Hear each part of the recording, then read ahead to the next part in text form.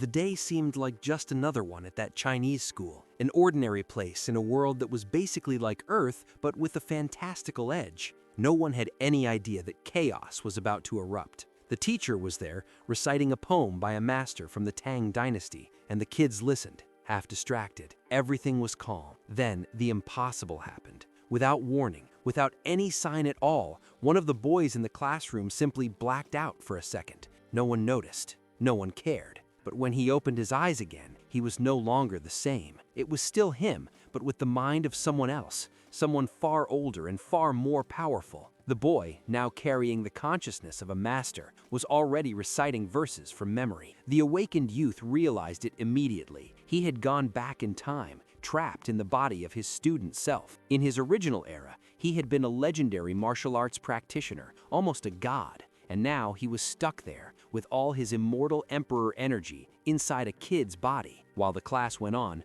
Chin Swan, as he was called, was light years away in his thoughts, planning his next moves. The bell for recess rang, bringing a distraction with it. The prettiest girl in school, Musur, came over to him. She whispered his name and asked him to step into the hallway. The male students in the room burned with jealousy, glaring at him, but none of them dared to do anything. Out in the hallway came the surprise. Musur wanted to invite him to her birthday party, happening in a few days, at 8 at night. But at that moment, the reincarnated young emperor had much bigger things on his mind. Cold and absolute in his imperial schemes, he gave a dry yes, without the slightest emotion. Musur walked away, upset. After all, she was the most desired girl around, and no guy was ever that cold to her. A friend came up and questioned Musur's choice. The beauty explained that she was just looking for a boyfriend to fulfill a ridiculous bet she had lost to someone named Zhao. The friend already knew about the bet, but couldn't accept that Musur had picked the loser Qinan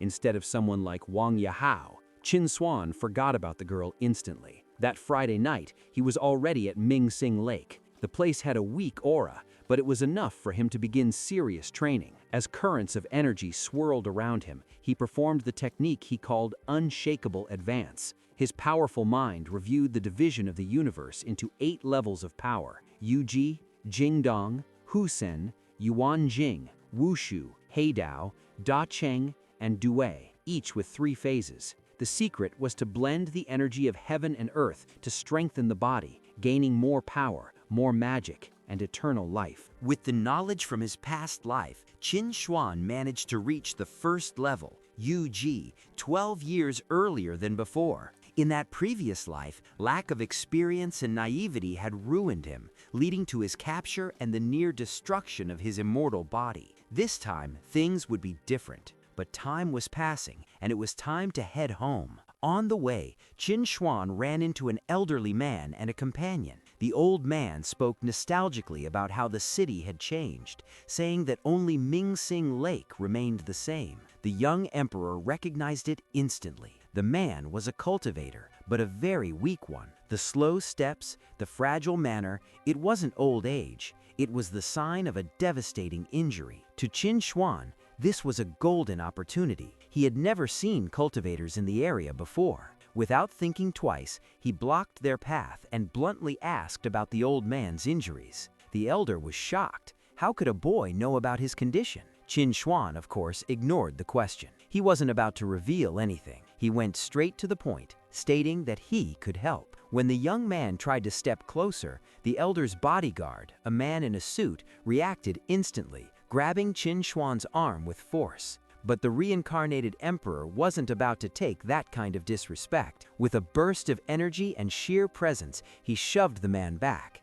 Even in his young body, his strength was overwhelming. The bodyguard was thrown aside. The man in the suit got up immediately, realizing the danger. That shove, which had looked minimal, felt like being struck by a hammer. The conflict was over. The old man, now less suspicious and thinking Chin Swan was some kind of young genius from Yinsui City, allowed him to approach. Chin Swan placed his hand on the elder's arm, and the examination began. He sensed the colossal gap between his own inner energy, Qi, and that of the old man. The diagnosis came quickly: wrecked meridians, Qi blocked by kidney problems, built-up gases, and old illnesses. The old man's eyes widened. The boy was describing his condition using the exact same words an old friend, a healing master, had used years ago. That meant the young man had the same level of knowledge. Qin Xuan finished the examination and offered to heal the destroyed meridians.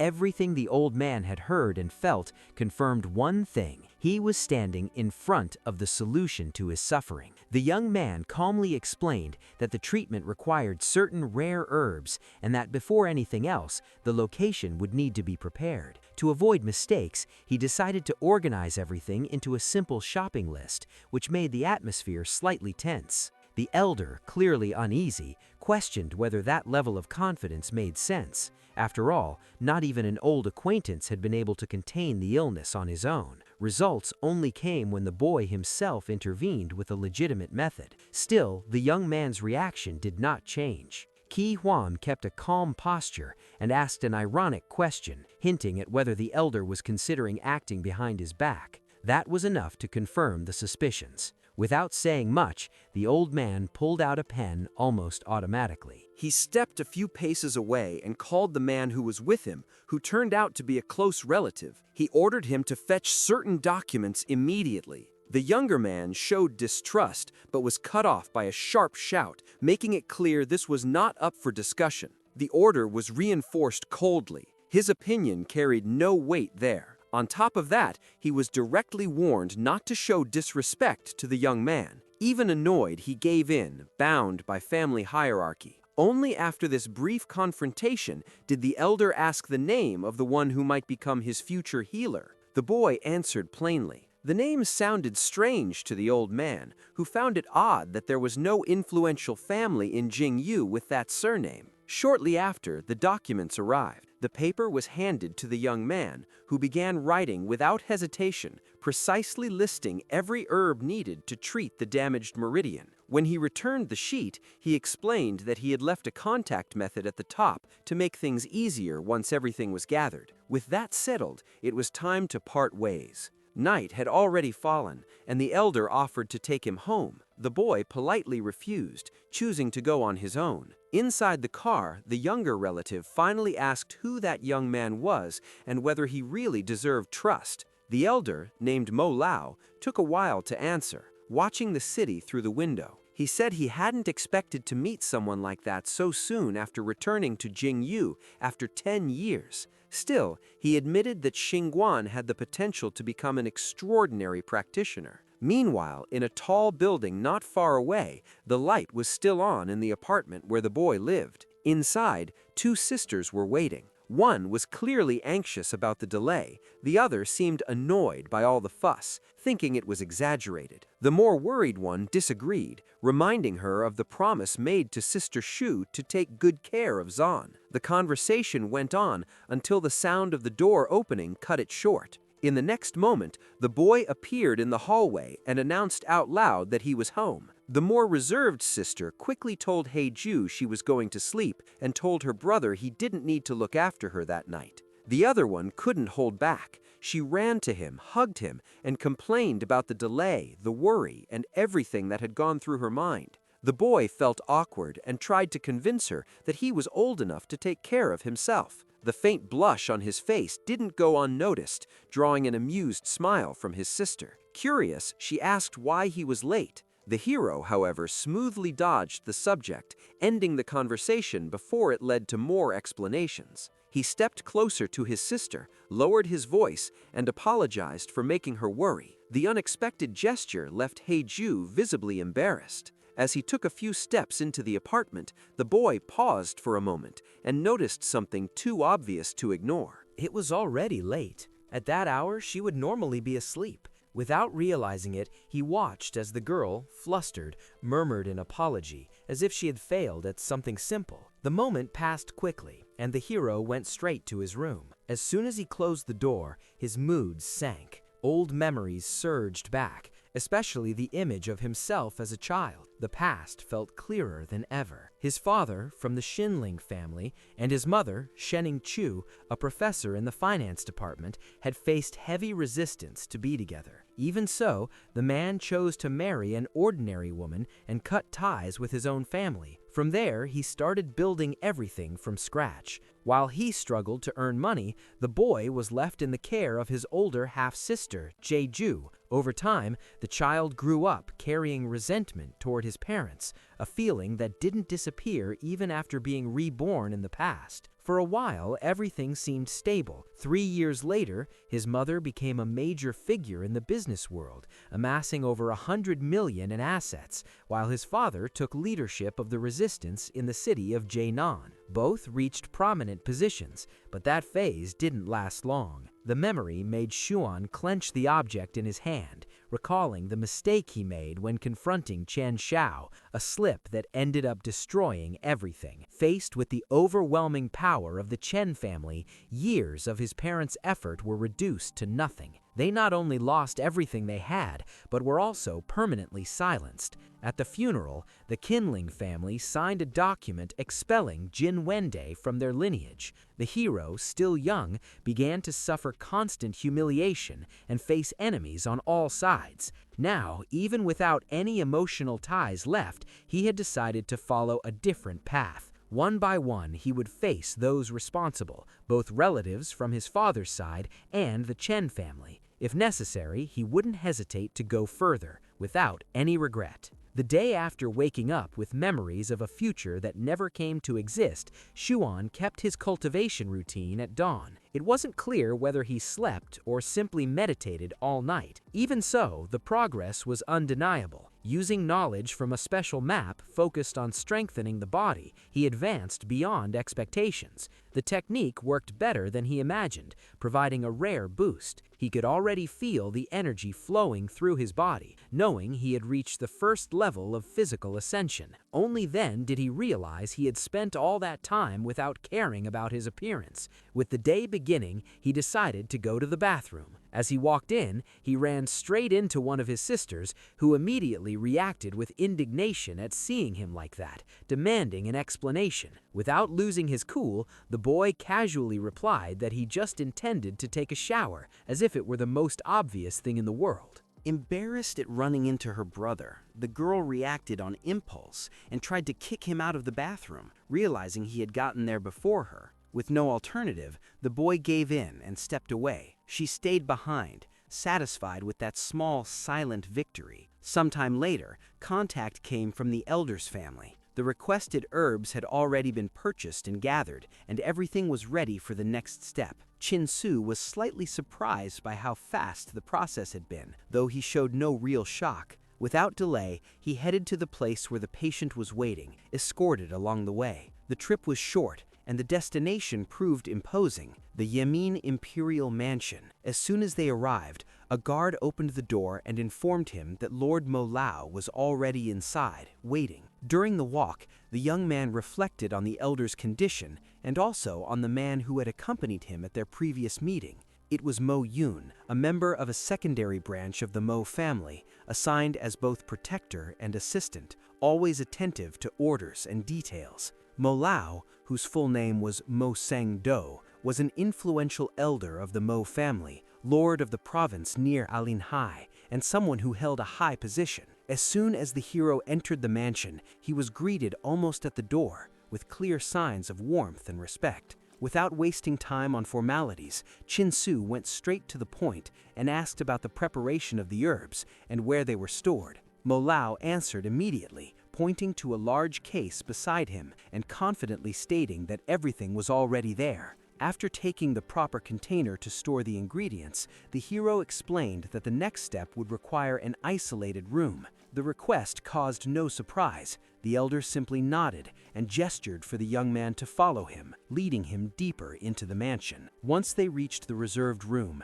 the boy carefully placed all the ingredients on the floor in front of him. Then he sat in the lotus position and activated the technique of eternal youth. At that very moment, a bluish sphere formed around him, filling the space with a silent sense of power. The herbs reacted instantly. They lifted off the ground, floated in the air, and were wrapped in an intense golden glow. Slowly, they began to dissolve and merge with one another, as if obeying an invisible command. When the process ended, the essence formed moved on its own into a nearby container. Inside it now rested a glowing blue liquid, softly pulsing. The hero stood up, picked up the vial with the newly created substance, and turned his attention to the elder. Mo Lao couldn't hide his astonishment and asked if anything else would still be needed. Chin Su casually denied it. He explained that the medicine was already complete. All that was left was to drink it, and that he himself would help the patient fully absorb the effects.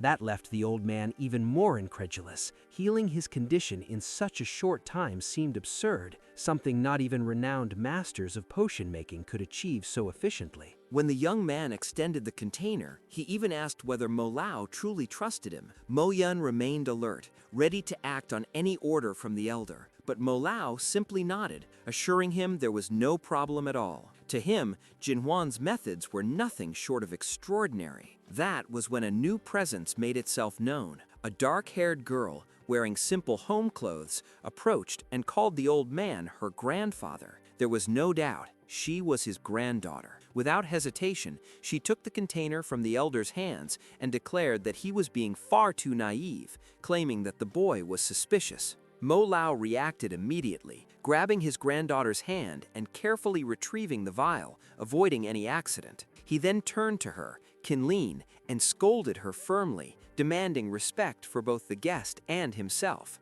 The girl did not back down. She defended herself by saying the young man was clearly a fraud. In response, Mo Lao demanded that she present proof. Kinlin replied by pointing out that the boy was a practitioner and issued a direct challenge. They would settle it in a fight. Whoever won would be right. Confident in her own strength, she stepped forward. Chin Suan, for his part, showed satisfaction at the challenge and accepted without hesitation. Kinlin declared that she wanted to see how the boy would handle her attacks. In the next instant, her body was wrapped in an intense purple glow. Sparks of lightning surged through the air, crackling and nearly touching the high ceiling of the mansion. When the burst of energy faded, the light show vanished, and she remained still for a brief moment, holding her composure. Then she lunged to attack. The strike was fast and direct, but it was intercepted by one of Chin Suan's hands, which formed a kind of invisible barrier. The girl hadn't expected that.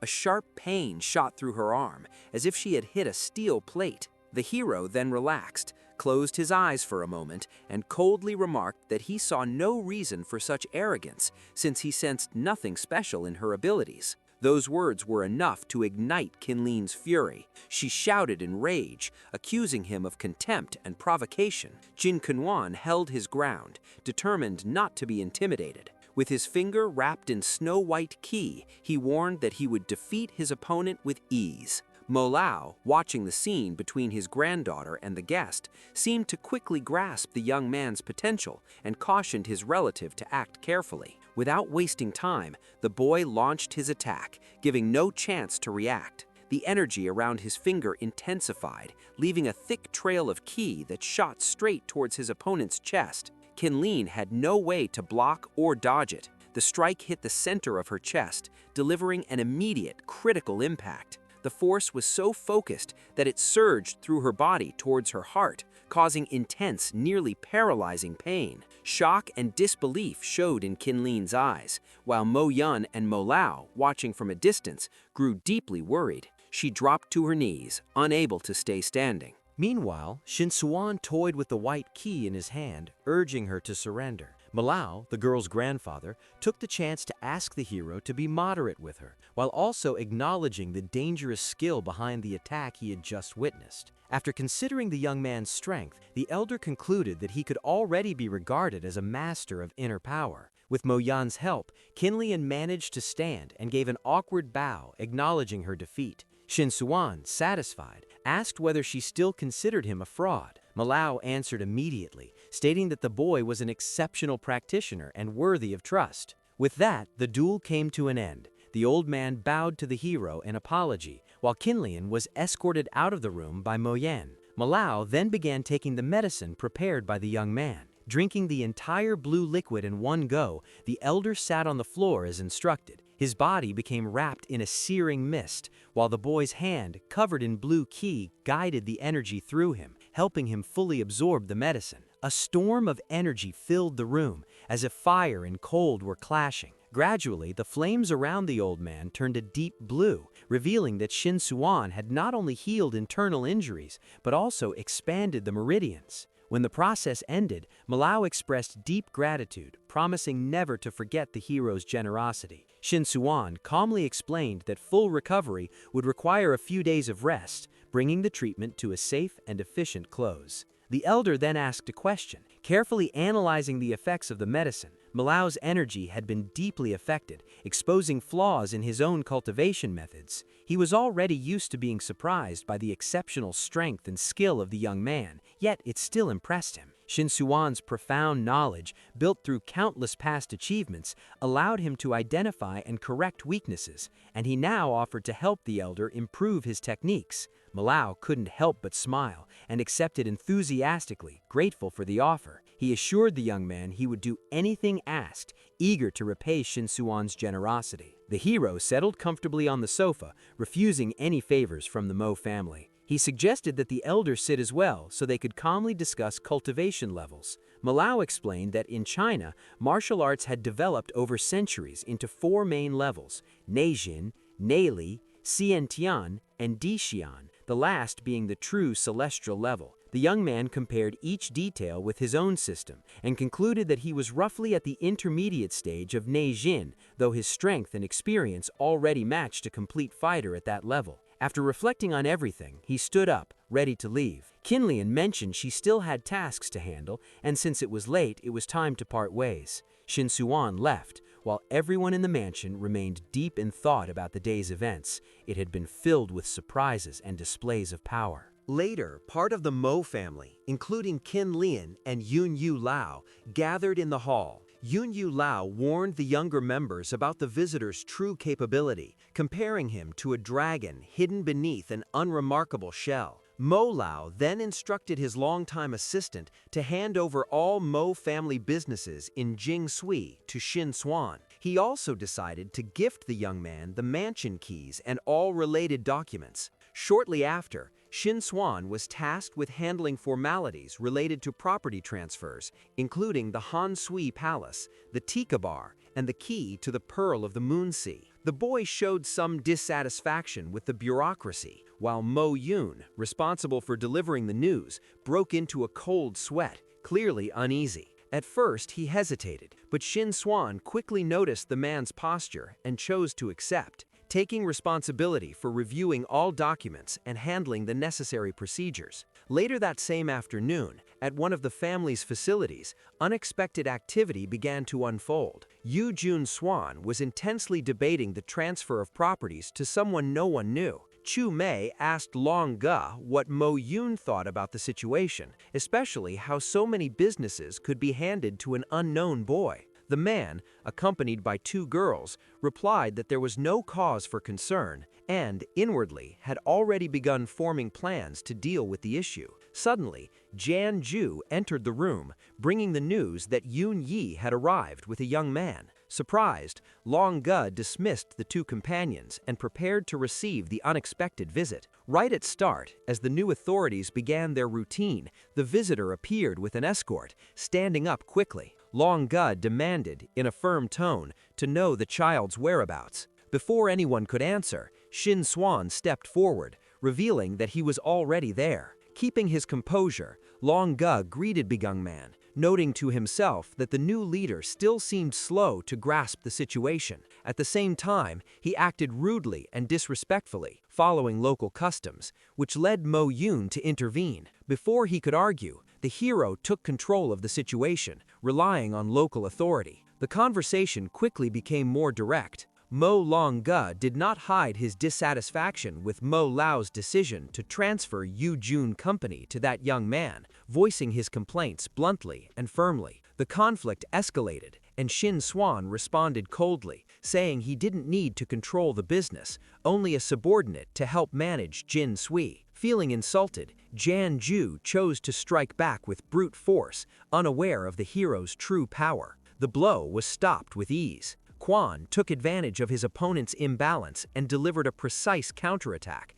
crushing Jan Ju's fist. The pain was instant, followed by a sharp crack that kept him from screaming. Seeing his subordinate's weakness, Long Ge reacted immediately, pointing his weapon at the young intruder. Mo Yun, in turn, warned of severe consequences if anyone dared to act, even touching a single hair on the hero's head. Shin Swan cut through the tension with a firm statement. Firearms could not harm him. The local authority, however, did not take the words seriously at first and maintained his stance, ignoring the warning. Aiming the weapon at the hero and intending to hit him, a deafening blast echoed through the enclosed space. The bullet fired at high speed toward Qin Xuan. The young man showed no concern at all. He could already move nearly at the speed of light, tracking the bullet's entire path. Calmly, he simply caught it between two fingers. At that moment, he reminded himself that Long only needed to learn a lesson to become an obedient subordinate. Everyone in the room was stunned by the feat. Shin Swan, still calm, dropped the bullet to the floor and waited for the man's reaction. Long Ge, shaken, immediately realized that dealing with that young man would not be simple. Aware of the hero's power, he quickly abandoned his pride and bowed, throwing the weapon to the ground and acknowledging himself as a humble subordinate. The hero then turned, ready to leave, reminding the new subordinate that words and actions had consequences. To reinforce the lesson, Shin Swan wrapped his hand in energy, creating a display strong enough to frighten Long Ge. The force split a chair in the room in half, giving the man a glimpse of what could happen if he disobeyed again. Even bones could be damaged just by contact with nearby objects. With the situation settled, the matter involving Yu Yun Swan aimed to an end, and the hero was taken back home. During the drive through Yuming B Park, he struck up a conversation and instructed the driver to inform Mo Lao that there would be work for him in 3 days. The following afternoon, while meditating and cultivating, Shin Swan was interrupted by his phone ringing. On the screen, he saw the name Muser, the most popular girl at school, who had invited him to her birthday party, an event that coincided with the same day he had awakened to memories of his past life. Answering the call, he learned that the party had been rescheduled to 5 o'clock in the afternoon and would take place in Yu Yun Swan, in the village known as Moon Pearl. Shin Swan smiled slightly, remembering that he had already accepted Muser's invitation. He ended his meditation, opened a crack in the balcony door, and enjoyed the morning sunlight, thinking about the meeting place. Strangely, he realized in his first timeline, the celebration had happened differently, and not in Yu Yun Swan. This time, Muser herself had chosen the location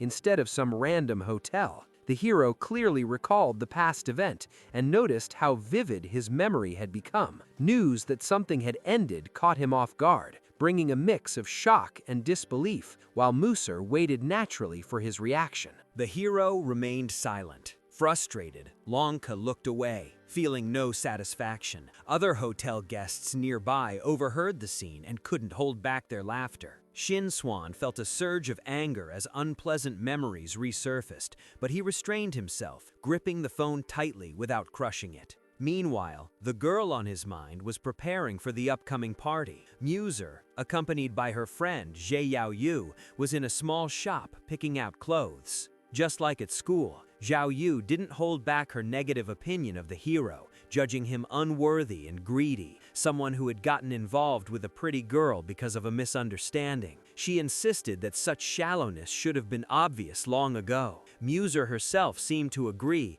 but she had lost a bet to Subu and was now dating Shin Swan. It was time for the party. Guests began arriving at Chu Yun Chuan at the Dongmei Pavilion. The hero arrived as well and was greeted at the entrance by one of the boys, who launched into a monologue about the event, explaining that his father had authorized the construction of the pavilion. Once he finished, Shin Swan went inside. The new chief was immediately recognized by one of the staff members, who made a quick bow toward a man passing by. This caught the attention of another man nearby, who noticed that the ceremonial attendants of Chu Yun Chuan did not usually behave that way. His companion concluded that it was all due to the man's prestige and the admiration he inspired. The man calmed down and accepted the situation as a natural result of his own merits. Shin Swan, for his part, ignored both the greeting and the comments, keeping a neutral expression and moving on. The staff member then told a co-worker that he was the new chief and began spreading rumors about his strength. One of the guests, who had been there from the start, was visibly surprised by the hero's arrival. Among them was Wu Hong Yahao,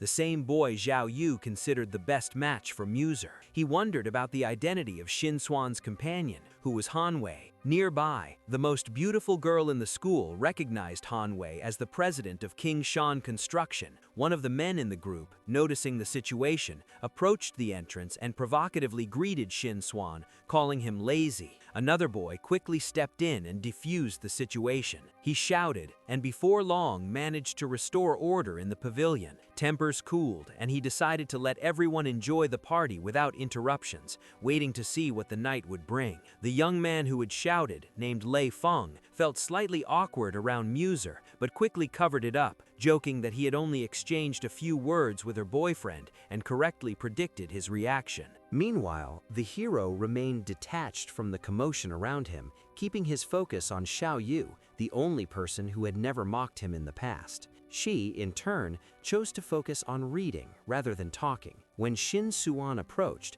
she reminded him of the bet made with Muser earlier, suggesting that he should already be mentally prepared. Qing Shuha knew what she meant and told Zhu Bu that he was aware of the situation. The girl was surprised and asked where all that knowledge came from, but the young man chose not to answer. Soon, everyone gathered at the table to celebrate. A bottle of wine was opened, glasses were quickly filled, and the clinking of glasses filled the room. There was a collective toast to the birthday girl, and Muser closed her eyes, smiled, thanked everyone, and took a sip of wine. Lei Feng announced the gift-giving. Hang Yaha went first and handed Muser a small box. When it was opened, it revealed a precious emerald that shone brightly under the lights. Surprised, Lei Feng commented on Hang Yaha's generosity, estimating the jewel to be worth at least 100,000. The blonde boy, however, clarified that the real value was 18,000. Jing Shuha asked Lei Feng when she would receive something like that, but he replied that she would have to wait until her next birthday.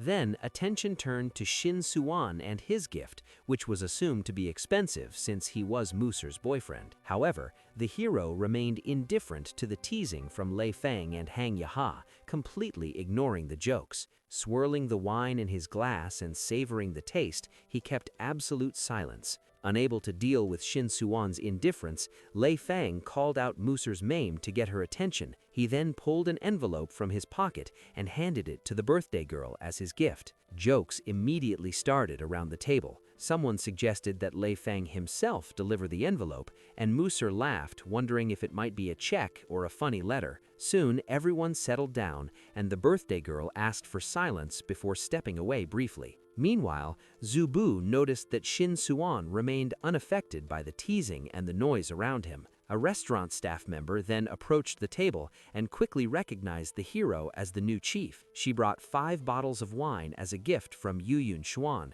a gesture of respect toward the guests, gave a few instructions, and left. One of the people present noticed the woman and commented that she was Chu Mi, the girlfriend of Long Ge, the establishment's leader and local authority. The situation left some people confused, not understanding the reason for the unexpected gift, but Zheng Shouju chose not to dwell on it and proposed a toast in Shin Suan's honor. Lei Feng, however, was paying more attention to the recent events than to the wine. He suspected the gift might have something to do with Muser's father, but soon dropped the thought to continue enjoying the party and toast with the others. After some time, Muser suddenly stood up and spoke loudly to Shin Suan, drawing everyone's attention at the table. Lei Feng smiled, eager for what was about to happen, while the hero remained calm, already knowing exactly what was coming. Muser continued her act, questioning Shin Suan's actions, and explained that she had only met him because of a bet with Xiubu. The bet stated that if she broke up with a guy within a month, she would win.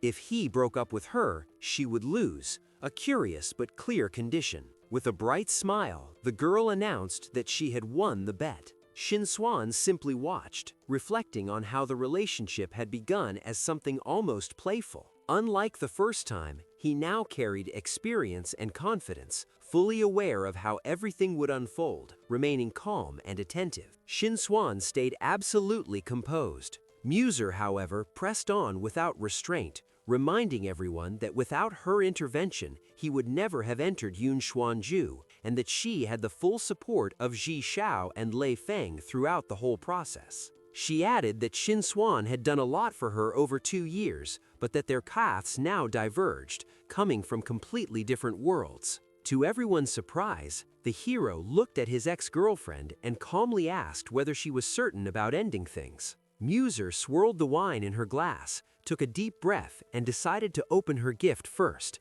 the envelope still resting on the table. What she saw left her stunned. The letter inside the brown envelope made her eyes widen, her hands trembling slightly. The few words written there made it clear that Xin Xuan was in fact ending the relationship for good. Her visible reaction immediately drew Lei Feng's attention, especially when the letter slipped from her fingers, sparking instant outrage. Xin Xuan then explained in a firm voice that he had only come to formally conclude the relationship. He added that she spent her life flaunting beauty and status before people he considered insignificant, nothing more than specks of dust. Standing up, he declared that they came from different worlds and that he did not see her as a partner, but merely as a reflection of himself. In his view, Muser didn't even deserve to stand beside him. The statement triggered a violent reaction. Furious, the girl began to insult him, calling him a useless, insolent worm. Tension exploded when Long, outraged by Xin Xuan's audacity, charged at Xin Xuan.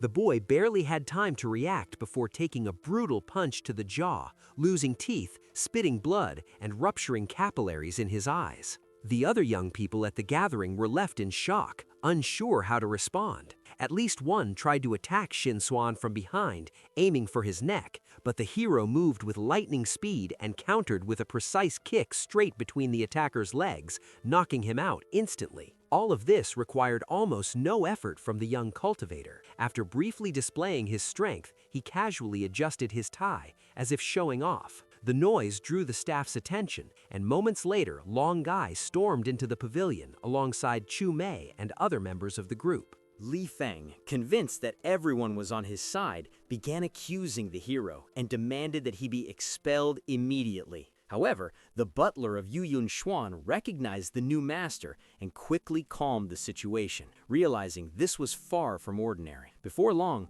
all the staff aligned themselves humbly beside Xin Xuan. The young man remained seated, confident and composed, as Chu Mei began serving him. He was in complete control, savoring the wine with a serene smile. Li Feng, still in disbelief, could not understand how Long of the Mo family now answered to Qin Xuan. The conversation resumed, and the hero reminded Muser that none of this would have happened without his involvement, prompting a mix of shock and reluctant acknowledgement. She stated that Yu Yun Xuan now belonged to him, though Li Feng still struggled to accept it. Before he could process everything, another figure arrived, Mo Jin Lian, Mo Lao's granddaughter. She tried to accuse Xin Xuan of attacking again, but was abruptly slapped by another girl. The blow was lighter than the previous one, yet still enough for Li Feng to lose more teeth. Qin Lian immediately bowed to the hero, asking why he was there, while Li Feng tried to steady himself, his face badly injured. Nothing made sense to him. From the boy's unusual demeanor to his natural authority over everyone present, everything felt unreal. Xin Xuan then spoke calmly with Qin Lian, remarking on how unpredictable the world could be. When she mentioned knowing Li Feng, he replied coldly that such a person only tarnished his name. At that moment, Muser realized all the opportunities she had lost.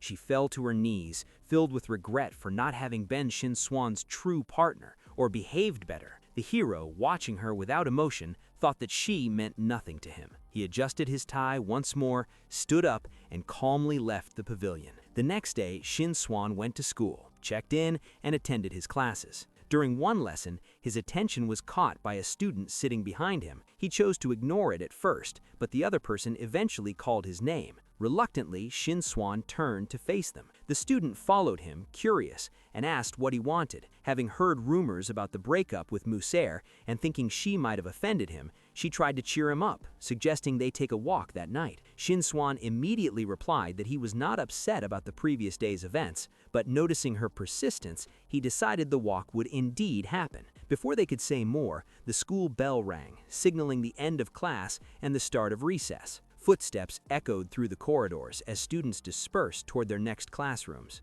Among them appeared a familiar girl, Xiao Wu, the same one connected to Muser's bet. She treated him normally, approaching to ask what he needed, and shared some news. Her exile had ended. As they talked, the young cultivator suddenly snatched a book from her hands, startling her. Ignoring her reaction, he revealed that it was about Buddhism and remarked that one day he would give a Buddhist canon to Shibu. Confused, she asked if he liked such things. Shin Swan simply handed the book back and replied that he did not. Not fully understanding, the girl was left intrigued, and the conversation soon ended. The boy went on his way and met his classmate, MD, who put an arm around his shoulder and asked where they were heading that day. Shin Swan suggested Tadata's bar, and his friend praised the choice, unaware that the place had recently belonged to the hero. By the roadside, Lei Mun Myeon, MD's girlfriend, was waiting by the car, waving to the group. When they arrived, MD explained that he had managed to take his father's car. After some time, they reached the bar, parked, and went inside. Inside, the group immediately settled at a table. A bottle of wine was ordered and poured into the glasses. The protagonist was invited to drink, relaxing and putting aside the unpleasant start of the day, which lifted his mood. As he took his first sip, something at the entrance caught his attention. Behind Li Mengmeng, a group of aggressive-looking guys entered the bar, and their leader brazenly approached a pretty girl, feeling secure with the others watching. The girl initially wanted to react, but realizing he was someone known within that group, she grasped the seriousness of the situation. She froze, and seeing this, the guy flashed a sinister smile, waiting for her response. Mun-Di noticed what was happening and, concerned, asked Shin Swan what he thought about the situation, looking for guidance on how to act. He also mentioned that Su Jae was the bar manager at the mall. Shin Swan replied that even if that were true, no customer seemed to care,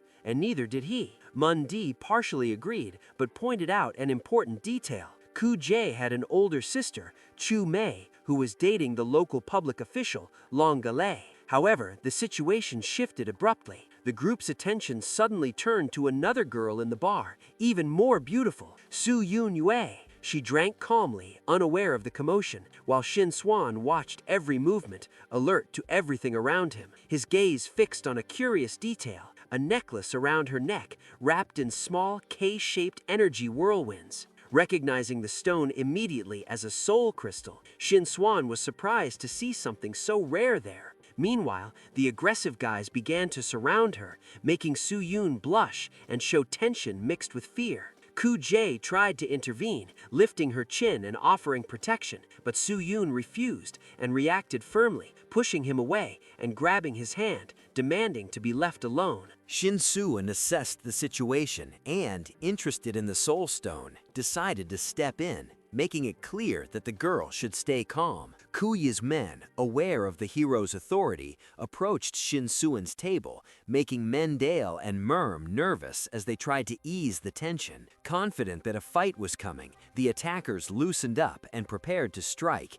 but Shin Suan was ready. He stayed calm, watching them with an impassive expression. Then the tension spiked. His eyes narrowed, and his cold stare warned that something serious was about to happen. Without hesitation, Shin Suan struck first, delivering a powerful kick that knocked one attacker out cold. The others rushed at him, running in and even trying to leap at him. The fastest took an uppercut straight to the chin, losing a tooth. One attacker tried to grab Shin Suan by the neck but failed. The young cultivator was operating on a completely different level, sensing the approach and responding with precision and force, proving none of them were ready to face him head-on. Once again, Shin Suan used his foot to attack. The guy tried to block, but the pain was overwhelming, and he was ultimately thrown aside, completely defeated. One by one, the others fell. Some could barely get back up after failed attempts. Others lost consciousness entirely, passing out or suffering concussions.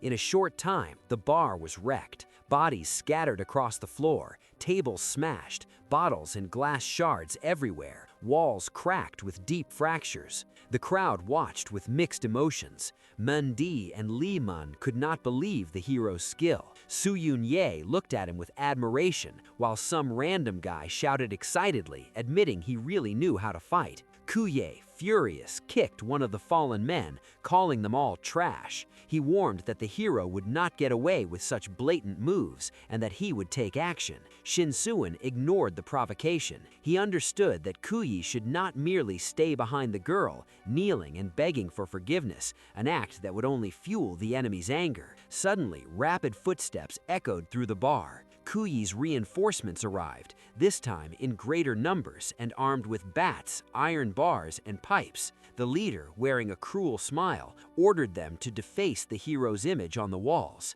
But Shinsuin saw it for what it was, utterly reckless. Preparing for the next assault, the young cultivator launched himself into the air with astonishing agility, catching his opponents off guard. He landed with force, slamming the biggest enemy into the ground and releasing a shockwave through the use of ki. In a single motion, the entire group was incapacitated. The guys rolled and groaned in pain, unable to fight back. Standing over the fallen, Shinsuin looked unshakable. Watching the scene, Kuyi realized he was facing someone truly monstrous, whose strength far exceeded anything he had imagined. Kuji's confidence had completely vanished. He muttered old thoughts and cast a nervous glance at Shin-Swan, who calmly walked toward the gang leader. The hero explained that he had already given Tom a chance, an opportunity he had failed to use. Seeing Shin-Swan's serene expression only heightened Kuji's anxiety. He threatened that if he were touched, his family would face consequences. At that moment, his sister Chu-Mei appeared in the bar, and the situation became even more complicated. As Kuji complained about what had happened, the onlookers watched closely, intrigued by how the confrontation was unfolding. Pointing at the hero, he claimed the boy was wrecking the bar and asked Chu-Mei to call Long. Annoyed by the chaos, she began looking for the source of the trouble. When she recognized an extremely familiar face, her mood changed instantly. Fear and shock mixed as she stared at the floor, struggling to process it. Slowly, she raised her head and confirmed it. Her new boss, Shin-Swan, was there. Meng, watching the scene, was stunned by the sudden change in Chu-Mei's expression. Kuji, however, still burned for revenge, completely oblivious to his sister's feelings. Irritated, Chu-Mei wasted no time and slapped her brother hard across the face, knocking him to the ground, confused and stunned. Ignoring Kuji's questions, she turned to Shin-Swan's group. Meng, Di, and Li Mengmeng gave a slight bow and tried to sound polite.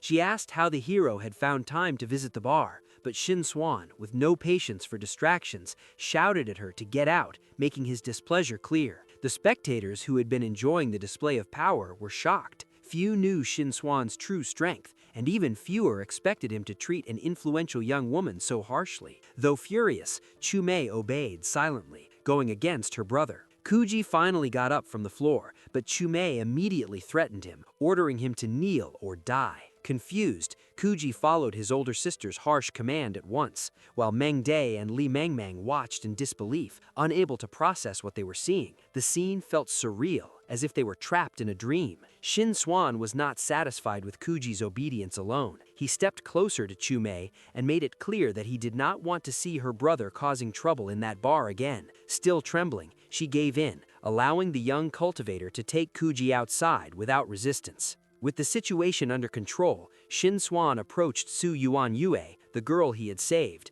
and the two left together. On the way, he thanked his friends for the company and casually mentioned that the TK bar now belonged to him. Behind them, they left chaos, destroyed furniture, bodies scattered across the floor, and a bar in complete disarray. As night fell, the girl, exhausted and still shaken, was taken to her new home in the village known as Pearl of the Moon Sea. She quickly went to rest, finally allowing Shin-Swan to focus on his true objective. The soul crystal hanging from her neck radiated intense inner energy. Carefully, he removed the jewel from the sleeping girl and took it to another room. There, he began cultivating the spiritual treasure using the Eternal Youth Secret technique. The crystal floated upward, rising to face level as it absorbed energy. Shin-Swan's body began to glow intensely, and around him it seemed as if a cosmos of stars had formed. He focused, directing the energy gathered by the crystal, increasing his reserves and strengthening his inner power.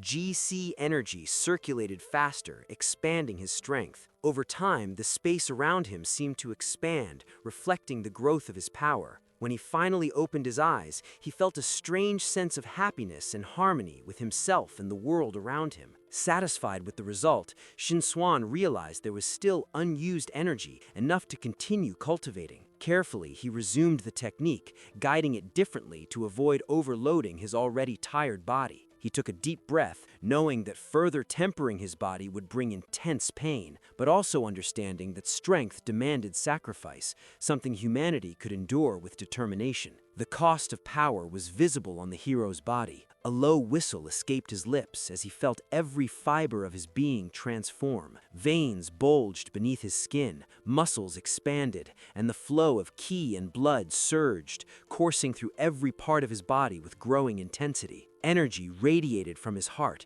speeding up his heartbeat and spreading through muscles, bones, and organs, strengthening and permanently enhancing his circulation. Self-cultivation was harsh and relentless, and Shin Swan spent the entire night immersed in it. Only at dawn did he open his eyes, feeling his newly gained power pulse through body and soul, unable to resist testing it. A single punch thrown into the air shattered the mansion window with the shockwave. All the power of the soul crystal had been fully absorbed, and the young man knew the jewel had now become redundant. A frightened female scream echoed from a room, immediately drawing his attention. Approaching, he saw that Su Yun Wei had awakened, confused and anxious, not understanding where she was or what had happened. When she saw him, she asked nervously what Shin Swan had done to her. Calmly, he explained that she had been restless and too drunk the night before, that he had taken care of her, and that nothing improper had happened. She tried to offer her jewelry as thanks, but he refused and returned it without ceremony. The conversation ended there,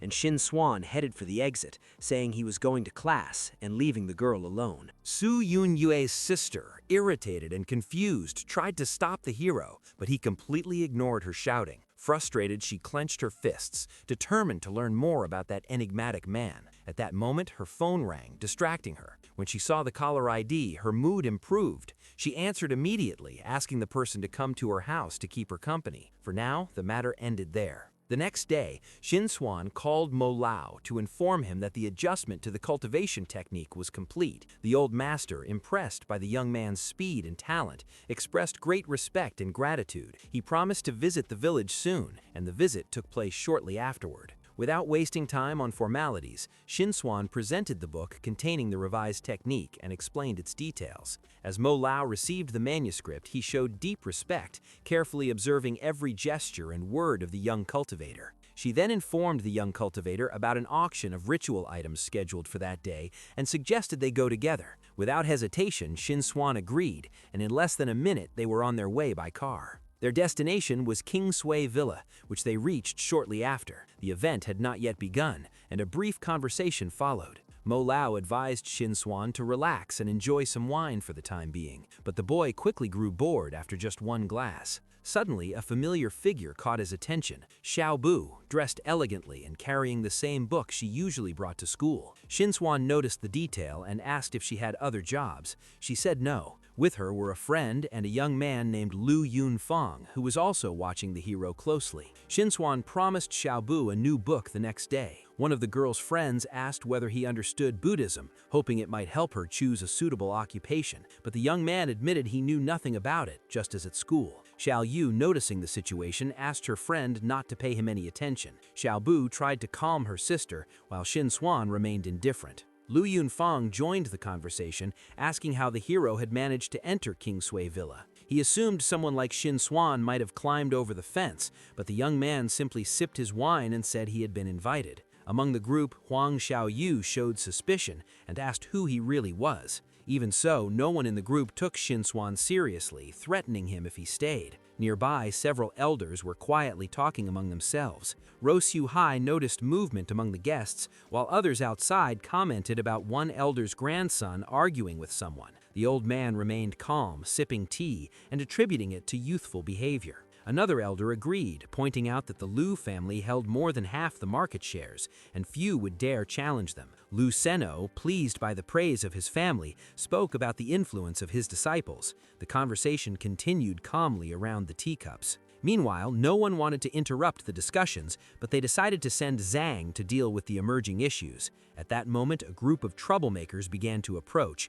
signaling the next conflict. The hero remained calm, ignoring the surrounding noise as he drank his wine. The tension eased when Shank arrived, immediately questioning the source of the conflict. Zhuang Xiao, recognizing him as an influential director, rushed over, grabbed his arm, and pointed at Shin Swan, explaining that he had entered the event without authorization and needed to be removed. Still detached from the commotion, the hero noticed an elder from the Mo family approaching quietly and whispering something in his ear. The student then invited Mo Lao to go to his house. The hero left his wine glass half full on the table, relieved that the tedious wait and pointless conflict were finally ending. He adjusted his suit and prepared to leave, while the Mo family man bowed behind him. Seeing that no further trouble would occur, the hostile group backed off, and Hongo Xiao began to mock them. Everyone except Xiao Wu enjoyed the moment, glad the minor standoff had been resolved.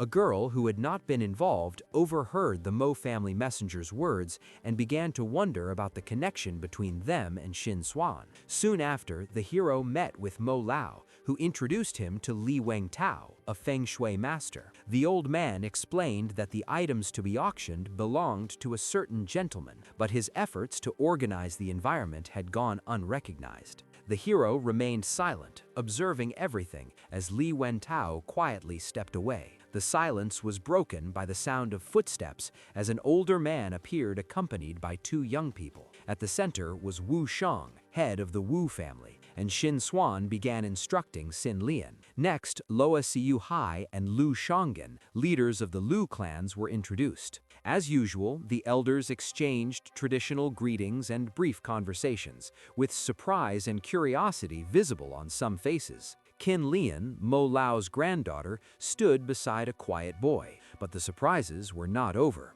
Another man entered the gathering, announcing himself with a loud cough. Everyone turned toward him as he raised a hand in greeting. The arrival of Shou Gu Xin, head of the Shou family, caught Qin Lian completely off guard. Mo Lao, leading the meeting, directly asked why that man was there without an invitation to the auction. Before anyone could respond, Li Wengtao stepped in, explaining that Shou Gu Xin had invited himself to the event. Without hesitation, the man pulled over a chair and asked the organizer to bring the item they had discussed earlier. It did not take long for the feng shui master to comply. Soon, an elegant box was placed on the table in front of everyone present. Li Wengtao revealed a magnificent statuette, a blue dragon holding a pearl in its claw, a symbol of fortune and prosperity. Immediately, Loa Siu Hai, Lu Shanggen, and Buong Wang showed surprise. An item like that was far beyond what they had expected.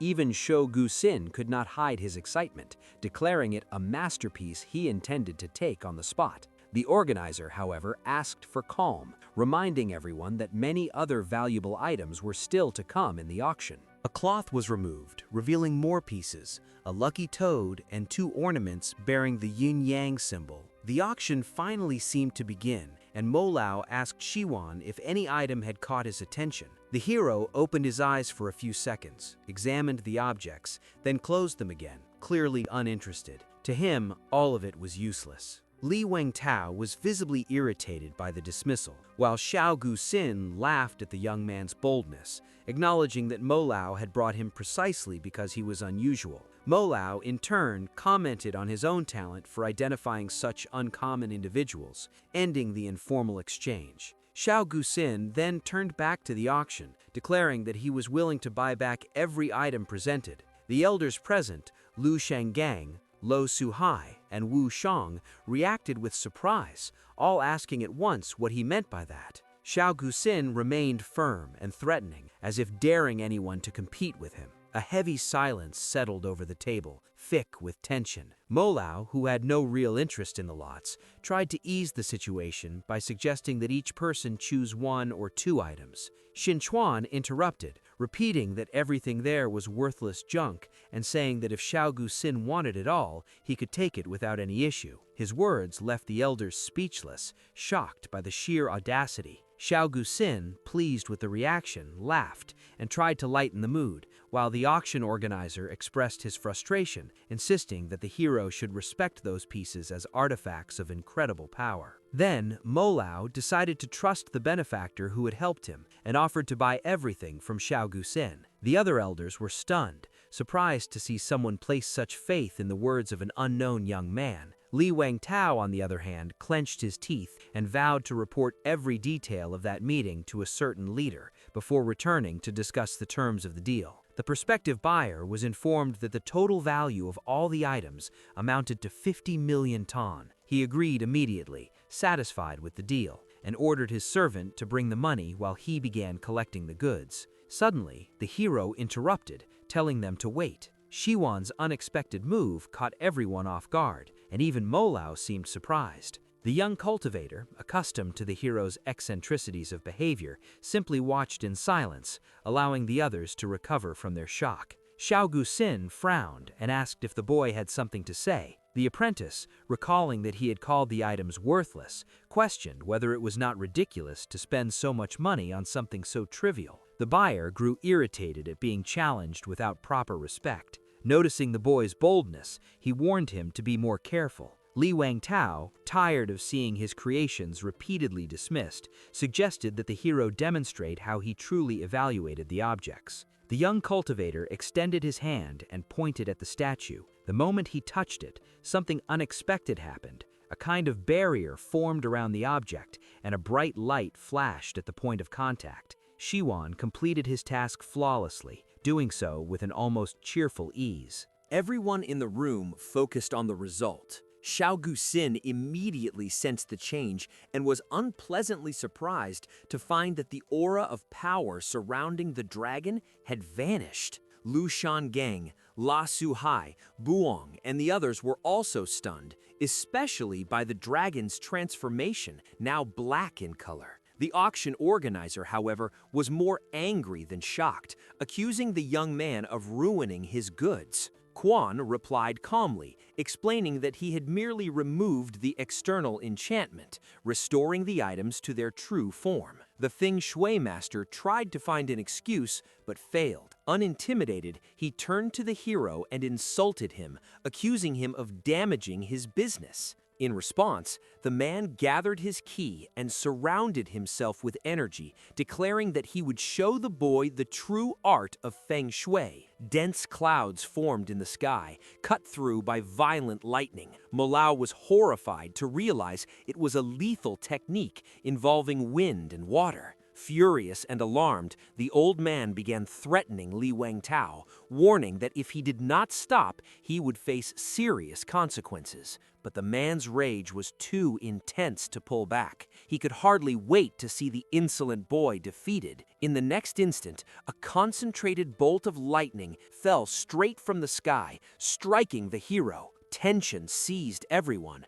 Xiao Guxin believed Xin Yuan would not survive the blow. To everyone's astonishment, the young cultivator remained completely unharmed. He judged the attack to be insignificant, unworthy of a Feng Shui master, and could hardly believe his own resilience. He had suffered no damage at all, leaving everyone stunned. The hero did not let the attack go unanswered and began gathering his own ki, announcing that he would demonstrate the divine Dao technique. His opponent, caught off guard, unleashed another bolt of lightning, but Qin Yan, realizing the boy might be distracted, warned him of the danger. Even so, Xin Yuan took the strike without injury, rose calmly, and lifted his hands, displaying the full extent of his aura. He frowned, judging Li Wangtao's strength to be completely irrelevant. The attacks continued, but the hero remained unfazed. Then he activated his divine Dao technique.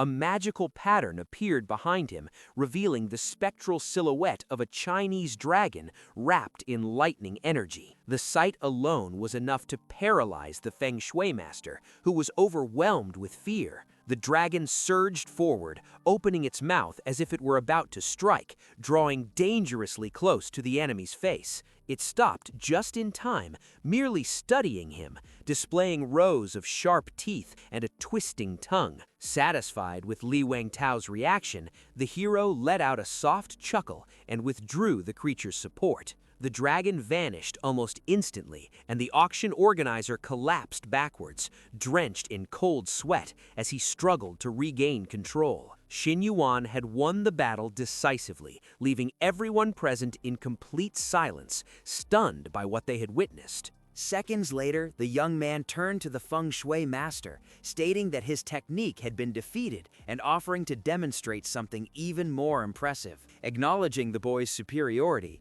Li Wangtao dropped to his knees in surrender. The defeated master bowed all the way to the floor, admitting his loss. The hero stepped closer, reminding him of every time he had called his belongings worthless trash. Li Wangtao denied it at first, trying to argue, but soon shouted an apology, admitting he had been wrong and that his properties were indeed filled with useless objects. Xin Xuan was not satisfied and ordered the man to remain kneeling, smashing his head against the ground until it bled. The feng shui master did not dare disobey, repeatedly swearing he would never interfere with him again. He also admitted that his techniques were useless and had no value at all. Satisfied, the hero sat down calmly in a chair with a faint smile, while the audience struggled to process what had just happened. Chao Gussin, curious, asked about the artifacts and learned that Li Wangtao had made minor alterations to guarantee their authenticity. Deciding to end the matter, the head of the Chao family began to leave with his attendants,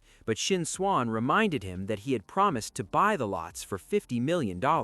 This caused him a small loss of prestige, and Li Wangtao called him an old fraud, drawing laughter from Qin Lian. The young cultivator chose not to press the issue and announced that he was leaving. However, everyone began asking him to stay. Amazed by his ability to evaluate any mystical object, they started bringing him everything they had bought or discovered. Among so many items, one caught Qin Lian's attention, a star stone, an extremely rare treasure formed when a star disintegrates and accumulates energy over thousands of years. The stone belonged to Lo Suhai, who noticed Xin Xuan's interest and began talking about it. Unaware of the treasure's true value, the head of the Lo family ended up giving the stone to the young cultivator for free, who was pleased with his unexpected fortune. In return, he offered his condolences to Lo Suhai, though his mind was already focused on how to use the star stone as raw material to refine other artifacts. In the end, both sides left satisfied, feeling they had benefited from the small exchange. The auction came to an end.